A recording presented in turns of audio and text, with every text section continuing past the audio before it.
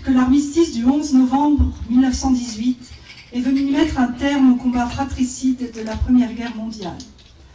À cet affrontement interminable, nation contre nation, peuple contre peuple, avec ses tranchées pleines de boue, de sang et de larmes, ces orages de feu et d'acier qui grondaient par tous les temps et déchiraient les ciels les plus calmes, ces champs de bataille éventrés et la mort omniprésente. Le 11 novembre 1918, un grand soupir de soulagement traverse la France. Depuis Compiègne, où l'armistice a été signé à l'aube, il se propage jusqu'au champ de bataille. Enfin, après 4 interminables années de bruit et de fureur, de nuit et de terreur, les armes se taisaient sur le front occidental.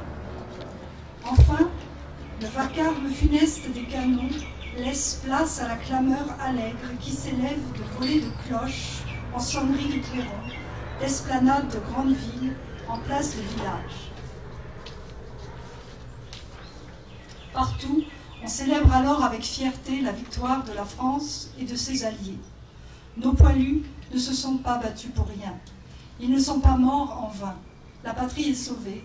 La paix, enfin, va revenir. Mais partout aussi, on constate le gâchis et on éprouve d'autant plus le deuil. Là, un fils pleure son père. Ici, un père pleure son fils. Là, comme ailleurs, une veuve pleure son mari. Et partout, on voit défiler des cortèges de mutilés et de gueules cassées. Françaises, Français, dans chacune de nos villes et dans chacun de nos villages, Françaises et Français de toutes générations et de tous horizons, nous voilà rassemblés en ce 11 novembre, pour commémorer la victoire, mais aussi pour célébrer la paix. Nous sommes réunis dans nos communes, devant nos monuments aux morts, pour rendre hommage et dire notre reconnaissance à tous ceux qui nous ont défendus hier, mais aussi à ceux qui nous défendent aujourd'hui, jusqu'au sacrifice de leur vie.